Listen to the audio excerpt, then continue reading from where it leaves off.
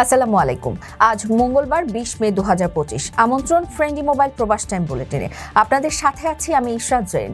শুরুতেই জানাবো শিরোনাম। ওমানে বাংলাদেশ থেকে নারীদের নিয়ে রমরমা দেহ ব্যবসা, 3 প্রবাসী গ্রেফতার। আরব সাগরে ভয়ঙ্কর ঘূর্ণিঝড়ের পূর্বাভাস, আপাতত ঝুঁকিমুক্ত ওমান। ঢাকা থেকে উড্ডয়নের পরই বিমানের ইঞ্জিনে আগুন, বড় বিপদ থেকে রক্ষা পেল 290 যাত্রী। আমিরাতের কোম্পানি মালিকদের জন্য সতর্কবার্তা, 30 জুনের মধ্যেই এমিরাতিকরণ বাস্তবায়নের নির্দেশ। মালয়েশিয়ার শ্রমবাজার নিয়ে লঙ্কা কাণ্ড, এবার বাইরার দুপক্ষের মধ্যে সংঘর্ষ। দর্শক দেখছিলেন শিরোনাম, এবারে পুরো খবর। ওমানের সেরা রেট দিচ্ছে বাংলাদেশি প্রতিষ্ঠান গালফ এক্সচেঞ্জ। প্রিয়জনকে টাকা পাঠাতে আজই আসুন আমাদের যে কোনো ব্রাঞ্চে অথবা কল করুন স্ক্রিনে দেয়া নাম্বারে। গালফ এক্সচেঞ্জ, বাংলাদেশিদের প্রিয় এক্সচেঞ্জ। বাংলাদেশ থেকে ওমানে নারী পাচার করে অসামাজিক কাজ করাতেন 3 বাংলাদেশি। প্রশাসনের অগোচরে রমরমা সেই দেহ ব্যবসা বেশ ভালোই জমিয়ে তুলেছিলেন তারা, তবে শেষ রক্ষা হয়নি। অসামাজিক কার্যকলাপ পরিচালনার অভিযোগে অবশেষে তাদের গ্রেফতার করেছে পুলিশ। প্রশাসনের তথ্য মতে পাচারের শিকার নারীরাও বাংলাদেশি, তাদের সেখানে নিয়ে পতিতাবৃত্তিতে নামতে বাধ্য করা হয়েছিল। ওমানে নারী পাচার করে অসামাজিক কাজ করানোর অভিযোগে 3 বাংলাদেশিকে গ্রেফতার করেছে পুলিশ। পাচারের শিকার ভুক্তভোগীরাও বাংলাদেশি বলে জানা গেছে। সোমবার রয়্যাল ওমান পুলিশ এক এক্স বার্তায় এই তথ্য জানায়। গ্রেফতার প্রবাসীদের বিরুদ্ধে মানব পাচারের পর নারীদের পতিতাবৃত্তিতে নামানোর মতো গুরুতর অভিযোগ আনা হয়েছে। ওমানে মানব পাচার সংক্রান্ত অপরাধের শাস্তি অত্যন্ত কঠোর। 2008 সালের রয়্যাল ডিক্রি অনুযায়ী কম্ব্যাটিং হিউম্যান ট্রাফিকিং ল প্রণয়ন করা হয়, যার আওতায় মানব পাচারের অপরাধে কারাদণ্ড ও অর্থদণ্ড 2 ধরনের শাস্তির বিধান রাখা হয়েছে। এই আইনে বলা হয়েছে, যদি কেউ কাউকে জোরপূর্বক শ্রমে নিযুক্ত করে, যৌন শোষণের উদ্দেশ্যে পাচার করে, দাসত্বে আবদ্ধ করে বা অঙ্গ পাচারের উদ্দেশ্যে স্থানান্তর করে, তবে সেই ব্যক্তি মানব পাচারের দায়ে অভিযুক্ত হবেন। প্রমাণিত হলে তাকে 15 বছর পর্যন্ত কারাদণ্ড দেওয়া হতে পারে, সঙ্গে 1.5 লাখ ওমানি রিয়াল পর্যন্ত জরিমানা আরোপের বিধানও রয়েছে। আপনার স্বপ্নগুলো আকাশ ছুবে প্রবাসীর হেলিকপ্টারের মাধ্যমে। বিয়ে, জন্মদিন অথবা যে কোনো বিশেষ প্রয়োজনে হেলিকপ্টার ভাড়া করতে যোগাযোগ করুন স্ক্রিনে দেয়া নাম্বারে। প্রবাসীর হেলিকপ্টার, নিরাপদ ও সাশ্রয়ী বাহনের বিশ্বস্ত নাম। আরব সাগরের পূর্বাঞ্চলে এই সপ্তাহের শেষের দিকে একটি ট্রপিক্যাল ঘূর্ণিঝড়ের সৃষ্টি হতে পারে বলে পূর্বাভাস দিয়েছে ওমানের আবহাওয়া বিভাগ। তবে কর্তৃপক্ষ আশ্বস্ত করেছে, এই সম্ভাব্য ঝড়ের ফলে আগামী 5 দিনের মধ্যে ওমানের উপর কোনো সরাসরি বা পরোক্ষ প্রভাব পড়ার আশঙ্কা নেই। প্রতিবেদনে বলা হয়, ওমানের জাতীয় ঝুঁকি সতর্কীকরণ কেন্দ্রের বিশেষজ্ঞরা ঘূর্ণিঝড় সৃষ্টির সম্ভাব্য অঞ্চল ও গতিপথ নিবিড়ভাবে পর্যবেক্ষণ করছেন। স্যাটেলাইট চিত্র, সমুদ্রপৃষ্ঠের উষ্ণতা ও বায়ুচাপ বিশ্লেষণের মাধ্যমে ঝড়টির শক্তি ও গতি নির্ধারণের কাজ চলছে। বলা হচ্ছে, ঘূর্ণিঝড়টি বর্তমানে আরব সাগরের পূর্বাংশে অবস্থান করছে এবং এটি ধীরে ধীরে ঘনীভূত হয়ে ট্রপিক্যাল স্টর্মে রূপ নিতে পারে। সাধারণত এই ধরনের সিস্টেম ভারতের পশ্চিম উপকূল বা পাকিস্তান অভিমুখে অগ্রসর হয়, তবে এর চূড়ান্ত গতিপথ নির্ভর করে বায়ুর চাপ ও দিক পরিবর্তনের উপর। কর্তৃপক্ষ আরও জানিয়েছে, বর্তমানের ওমানের আবহাওয়া স্থিতিশীল অবস্থা বিরাজ করছে এবং দেশজুড়ে স্বাভাবিক জীবনযাত্রায় কোনো বিঘ্ন ঘটার সম্ভাবনা নেই। তবে ভবিষ্যতে যদি পরিস্থিতির পরিবর্তন হয়, তাহলে তারা নাগরিকদের তাৎক্ষণিকভাবে অবহিত করবে। ওমানে প্রথম শ্রেণীর হাইপার মার্কেটে কাজের সুবর্ণ সুযোগ। প্যাকিং, ক্লিনিং আর লোড আনলোডিং কাজে নিয়োগ হবে 25 জনকে। যোগাযোগ করুন স্ক্রিনে দেওয়া নাম্বারে।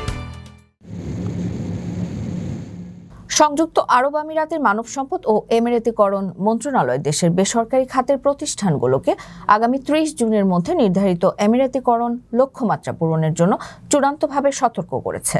50 বা তার বেশি কর্মচারী রয়েছে এমন প্রতিষ্ঠানগুলোর জন্য এই নির্দেশনা বাধ্যতামূলক। সময়মতো লক্ষ্যমাত্রা অর্জনে ব্যর্থ হলে তাদের বিরুদ্ধে আর্থিক জরিমানা সহ কঠোর ব্যবস্থা নেওয়া হবে। মন্ত্রণালয়ের নির্দেশনায় বলা হয়েছে 2025 সালের জুন মাসের মধ্যে প্রতিটি যোগ্য প্রতিষ্ঠানকে কমপক্ষে 1% হারে দক্ষ এমিরাতি কর্মী নিয়োগ দিতে হবে। এটি দেশের জাতীয় এমিরাতিকরণ নীতির অংশ, যার লক্ষ্য হল বেসরকারি খাতে আরও বেশি সংখ্যক দক্ষ আমিরাতি নাগরিককে অন্তর্ভুক্ত করা। মন্ত্রণালয় জানিয়েছে আগামী 1 জুলাই থেকে প্রতিষ্ঠানগুলোর উপর নিরীক্ষা শুরু হবে।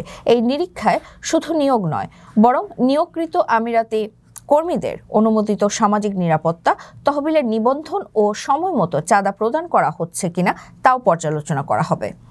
লক্ষ্যমাত্রা পূরণে ব্যর্থ হলে প্রতিটি এমিরাতি পদের জন্য 42,000 দিরহাম পর্যন্ত জরিমানা গুনতে হবে। এই জরিমানা 2023 সালের মন্ত্রিসভার সিদ্ধান্ত অনুসারে কার্যকর হবে। আকর্ষণীয় রেট ও দারুণ সব ডাটা বান্ডেল পেতে আজই ব্যবহার করুন ফ্রেন্ডলি সিম। রেমিটেন্স যোদ্ধাদের ঢাকায় বিশেষ ছাড়ে রেডি ফ্ল্যাট দিচ্ছে শতভাগ বিশ্বস্ত ও নির্ভরযোগ্য প্রতিষ্ঠান প্রবাসীর সিটি। আবারও খবরের শিরোনাম ঢাকার আকাশ। এবারে ঢাকা বিমানবন্দর থেকে উড্ডয়নের পরপরই একটি ফ্লাইটের ইঞ্জিনে আগুন ধরে যাওয়ার ঘটনা ঘটেছে। ফ্লাইটটিতে 5 জন শিশু সহ 291 জন আরোহী ছিলেন। তবে পাইলটের দক্ষতা ও দ্রুত সিদ্ধান্তের ফলে সম্ভাব্য বড় ধরনের দুর্ঘটনা এড়ানো সম্ভব হয়েছে। মঙ্গলবার সকাল 7টার দিকে এই ঘটনা ঘটে। সোমবার সকালে মালয়েশিয়ার শ্রমবাজারে সংকট ও সমাধান বিষয়ে সংবাদ সম্মেলনের আয়োজন করেছিল বাইরার একাংশ। সেখানে আরেকটি গ্রুপ উপস্থিত হলে সংঘর্ষের ঘটনা ঘটে। এতে বেশ কয়েকজন জখম হয়েছেন বলে জানা গেছে।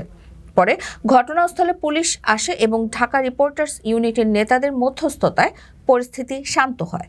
বাইরার যে অংশ সংবাদ সম্মেলন আয়োজন করেছিল তার নেতৃত্বে ছিলেন বাইরার সাবেক সহসভাপতি রিয়াজুল ইসলাম এবং সাবেক যুগ্ম মহাসচিব ফখরুল ইসলাম। পূর্ব নির্ধারিত এই সংবাদ সম্মেলনে উপস্থিত হয়ে কিছু সদস্য ফখরুল ইসলামের সঙ্গে বাকবিতণ্ডায় জড়িয়ে পড়েন। এক পর্যায়ে তার উপরে হামলার ঘটনা ঘটে। পরবর্তীতে রিয়াজুল ইসলাম এবং ফখরুল ইসলাম গ্রুপের পক্ষ থেকে আরও একটি সংবাদ সম্মেলন করা হয়। তারা এই সময় দাবি করেন তাদের উপর হামলা চালিয়েছে বাইরার সাবেক যুগ্ম মহাসচিব অ্যাডভোকেট সাজ্জাদ হোসেন এবং আতিক ইসলাম পক্ষের লোকজন, যারা বিগত সময় সিন্ডিকেটের সক্রিয় লোকজন। সংবাদ সম্মেলনে ফখরুল ইসলাম বলেন, সরকারের ভাবমূর্তি ক্ষুণ্ণ করার জন্য একটি চক্র সক্রিয় হয়ে উঠেছে। তারা বিভিন্নভাবে কাজ করছে। মালয়েশিয়ার শ্রমবাজার নিয়ে যাতে আর কোনো সিন্ডিকেট না হয় সেজন্য সরকারের প্রতি আহ্বান জানিয়ে তিনি বলেন, সিন্ডিকেট বন্ধ হলে কর্মী প্রেরণে খরচ অনেকাংশে কমে যাবে। দর্শক দেখছিলেন ফ্রেন্ডলি মোবাইল প্রবাস টাইম বুলেটিন। শেষ করার আগে শিরোনামগুলো জানিয়ে দিচ্ছি আরও একবার। ওমানে বাংলাদেশ থেকে নারীদের নিয়ে রমরমা দেহ ব্যবসা, 3 প্রবাসী গ্রেফতার। আরব সাগরে ভয়ঙ্কর ঘূর্ণিঝড়ের পূর্বাভাস, আপাতত ঝুঁকিমুক্ত ওমান। ঢাকা থেকে উড্ডয়নের পরই বিমানের ইঞ্জিনে আগুন, বড় বিপদ থেকে রক্ষা পেল 290 যাত্রী।